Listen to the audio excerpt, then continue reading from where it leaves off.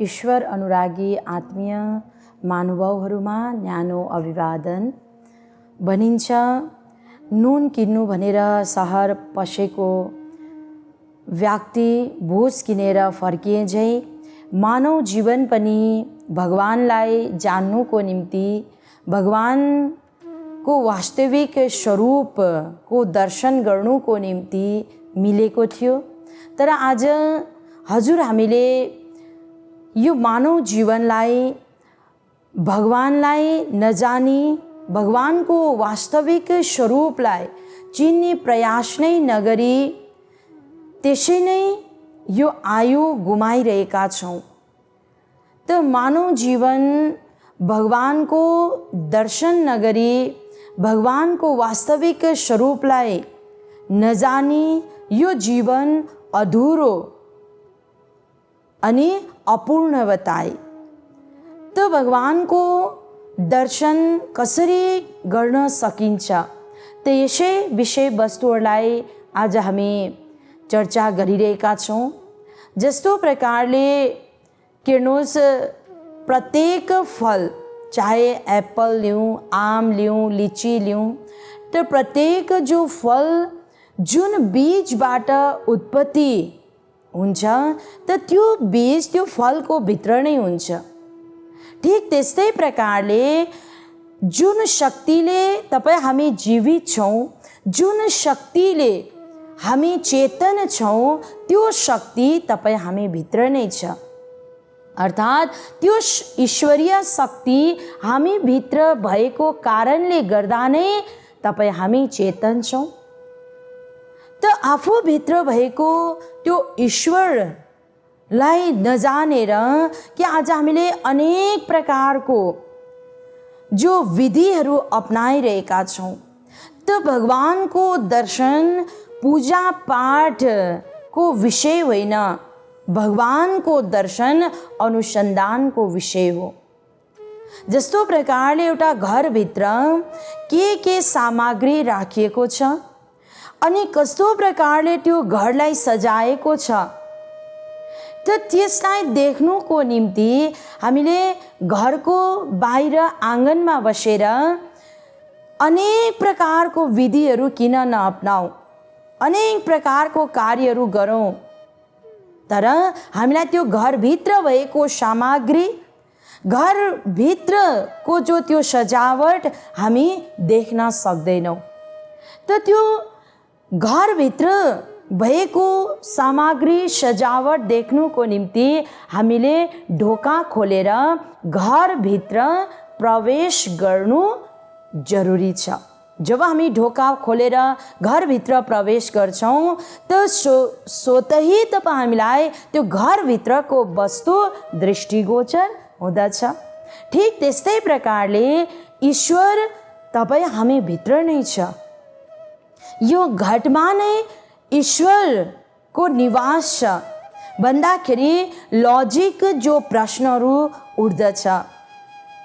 जस्तो प्रकारले डक्टर्सहरूले हार्ट सर्जरीहरू गर्नुहुन्छ, स्क्यानिङहरू गर्नुहुन्छ अनि अपरेसन्सहरू गर्नुहुन्छ। त त्यति बेला त्यो हार्ट सर्जरी गर्दा, स्क्यानिङ गर्दा, अपरेसन्स गर्दा शरीरको भित्र कुनै पनि पार्ट्समा ईश्वर भेटिएन, ईश्वर देखिएन, भगवान देखिएन। त कसरी यो शरीरभित्र यो हृदयमा भगवान कसरी छ भने लजिक प्रश्नहरू पनि उठ्दछ। त्यो प्रश्न उठ्नु स्वाभाविक पनि हो। तर आदरणीय महानुभावहरू के जस्तो प्रकारले हामीलाई थाहा छ घी कहाँबाट प्राप्त हुन्छ भन्दाखेरि दुधबाट। त दुधबाट घी प्राप्त हुन्छ भनेदेखि हामीले ठुलो बर्तनमा 10-20 लिटर दुध ल्याएर अगाडि राखेर राम्रोसँगले त्यसलाई धेरै समय लगाएर हेरौँ। तर कति नै समय लगाएर हामीले निहार्दा पनि त्यो दुधमा कुनै प्रकारको घी हामीले देख्न सक्दैनौँ। त्यसको मतलब त्यो दुधमा घी छैन भन्नु हाम्रो अज्ञानता हो। त्यो दुधमा घी छुपेको छ, तर त्यो घिउलाई प्राप्त गर्ने विधि छ, प्रोसेस छ।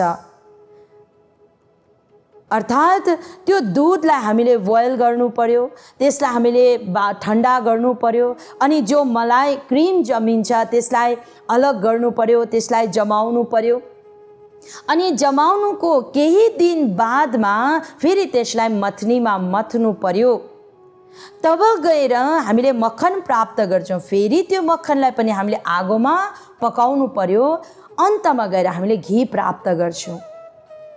भन्नुको भावार्थ ईश्वर यही हृदयभित्र छ, यो मनुष्य देहभित्र नै भगवानको बास छ। त जस्तो प्रकारले दूधबाट घी प्राप्त गर्नुको निम्ति हामी एउटा प्रोसेस अपनाउँछौँ, त्यस्तै प्रकारले त्यो आफूभित्र भएको ईश्वरलाई जान्नुको निम्ति पनि एउटा प्रोसेस छ। त त्यो प्रोसेस चाहिँ के हो त भन्दाखेरि आत्मा ज्ञान, अर्थात् आफ्नो आत्माको अध्ययन गर्नु, त्यो आध्यात्मिक शिक्षालाई प्राप्त गर्नु। अब जस्तो प्रकारले हामीले म्याथको ज्ञान प्राप्त गर्नुको निम्ति म्याथमेटिक टिचरको पासमा जान्छौँ, साइन्सको ज्ञान हासिल गर्नुको निम्ति साइन्स टिचरको पासमा जान्छौँ, ठिक त्यस्तै प्रकारले कि हामीले आध्यात्मिक ज्ञानलाई प्राप्त गर्नुको निम्ति आध्यात्मिक शिक्षा, त्यो भगवानको दर्शन गर्ने प्रोसेसलाई जान्नुको निम्ति पनि आध्यात्मिक गुरुको नै आवश्यकता पर्दछ। आध्यात्मिक गुरुले कि तपाईँ हामीलाई आत्मा ज्ञानको रूपमा त्यो दिव्य दृष्टि प्रदान गर्नुहुन्छ, दिव्य चक्षु प्रदान गर्नुहुन्छ, जसलाई बाइबलमा थर्ड आई पनि भने। अनि जुन दिव्य चक्षु भगवान कृष्णले अर्जुनलाई प्रदान गर्नुभएको थियो, अनि बताउनुभयो, हे अर्जुन, जप तप पूजा पाठ यज्ञ हवन दान अनि पुण्य, यो कुनै पनि साधनद्वारा मनुष्यले मेरो वास्तविक स्वरूपको दर्शन गर्न सक्दैन, मेरो वास्तविक स्वरूपलाई चिन्न सक्दैन। मेरो वास्तविक स्वरूपलाई प्राप्त गर्नुको निम्ति अनन्य भक्तिको, अनन्य प्रेमको जरुरत छ। जस्तो प्रकारले मछली माछा पानीको निम्ति तडपिन्छ, भौरा पुष्प रसको निम्ति तडपिन्छ, त्यस्तै प्रकारको तडप मनुष्यको हृदयमा जागृत हुनु पर्यो। त त्यो प्रोसेस जब तक हामी जान्दैनौँ तब तक हामीले भगवानको दर्शन प्राप्त गर्न सक्दैनौँ, किनकि हामीले भगवान मान्नु त मानिरहेको छौँ, अनि मानेर हामीले भगवानलाई बाहिर संसारमा खोजिरहेको छौँ, तर भगवान मान्ने मात्र होइन, भगवान जान्ने विषय हो। र भगवानलाई जान्ने, भगवानको दर्शन गर्ने मनुष्य मात्रको जन्म सिद्ध अधिकार हो। अब मनुष्यको जन्म सिद्ध अधिकार भनिसकेपछि कि हामीले पाउँछौँ कि कोही व्यक्ति त जन्मै अन्धा हुन्छ, त जो जन्मै अन्धा हुन्छ उसले त जति नै ठुलो मन्दिरमा गएर पनि कि भगवानको दर्शन गर्न असम्भव छ, त्यो मन्दिरको अवलोकन गर्नु असम्भव छ। तब त्यो व्यक्तिले चाहिँ, किनकि यहाँ त बताए प्रत्येक मनुष्यको जन्म सिद्ध अधिकार हो, त भनिसकेपछि त्यो अन्धा व्यक्तिले चाहिँ अब कसरी, ऊ त जन्मै अन्धा छ, उसले भगवानको दर्शन कसरी गर्न सक्छ?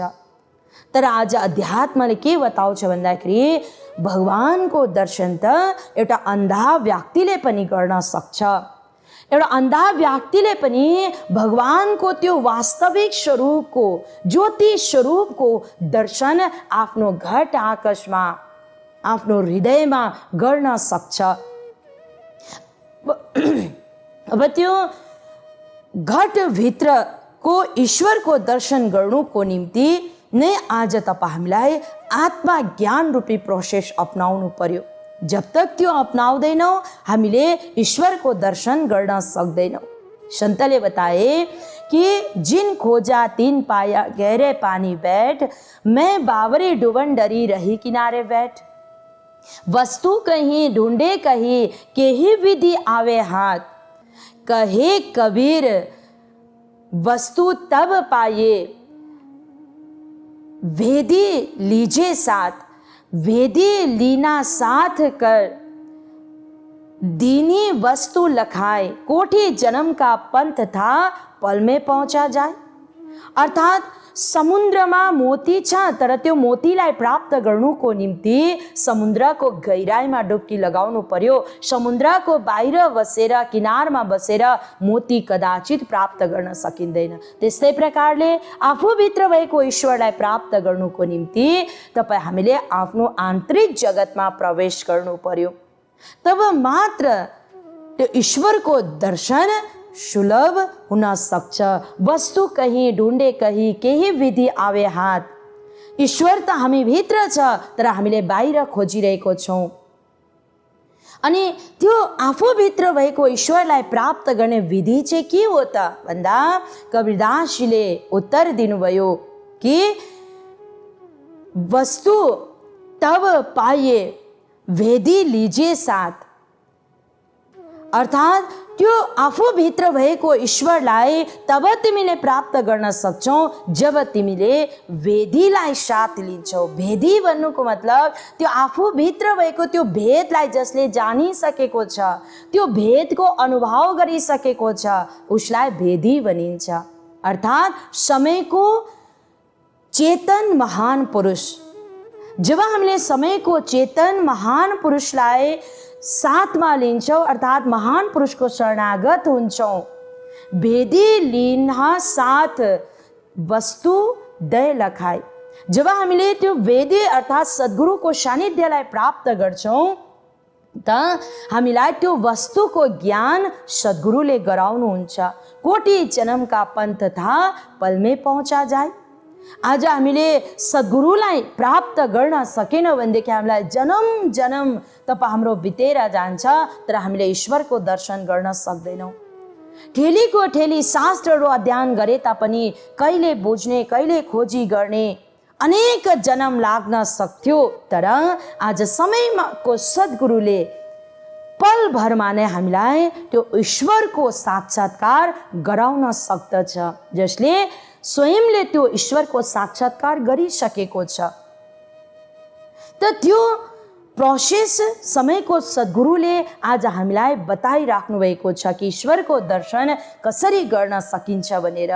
त त्यो विधिलाई जान्नु नै आत्मा ज्ञान बताए। जस्तो प्रकारले कि नदीलाई पार गर्ने साधन के हो त भन्दाखेरि नौका हो।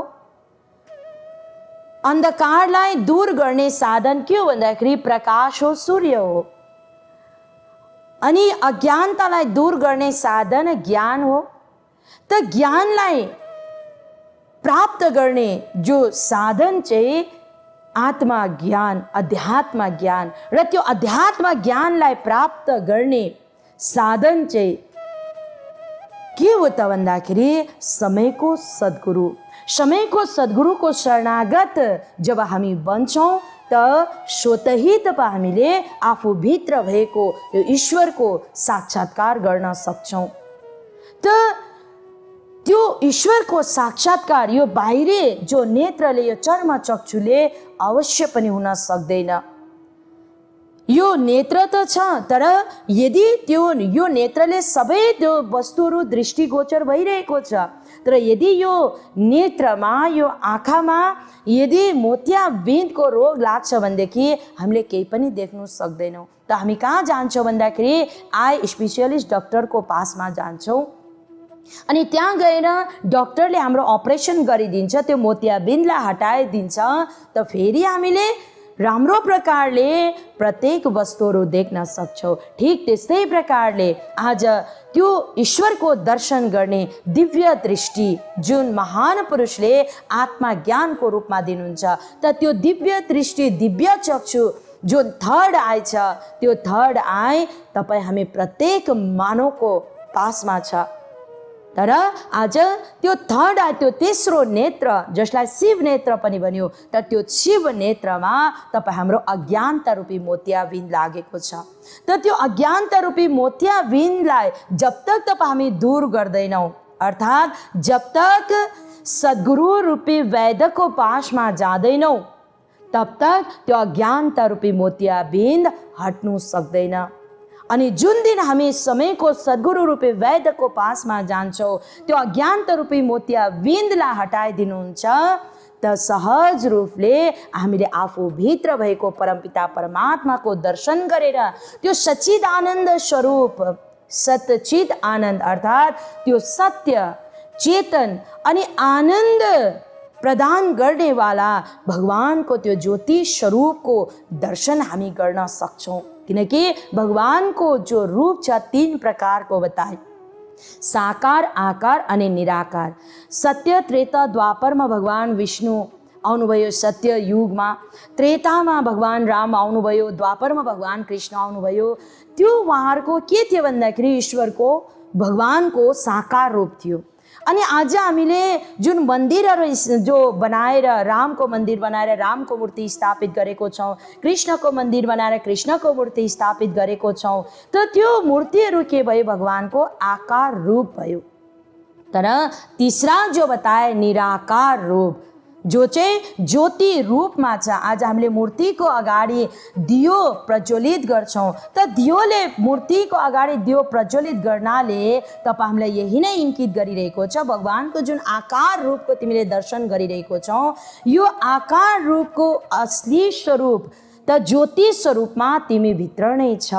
त्यसै कारणले गर्दा आज हामीले आफूभित्र भएको त्यो ज्योति स्वरूप परमात्मालाई जान्नुको निम्ति, त्यो ज्योति स्वरूप परमात्माको दर्शन गर्नुको निम्ति जो समयको युग पुरुष चेतन महान पुरुषको शरणमा गएर आत्मा ज्ञानको रूपमा त्यो दिव्य दृष्टिलाई, दिव्य चक्षुलाई प्राप्त गरौँ, जुन दिव्य चक्षु अर्जुनले प्राप्त गर्नुको बादमा भगवान कृष्णको जो असली स्वरूपको दर्शन अर्जुनलाई प्राप्त भएको थियो। त त्यो दर्शन आज हामीले पनि आफ्नो घट आकाशमा, आफ्नो आन्तरिक जगतमा गर्न सक्छौँ। त त्यो दिव्य दृष्टिलाई हामीले प्राप्त गर्ने कोसिस गरौँ अनि आफ्नो जीवनलाई सफल अनि सार्थक बनाऊ।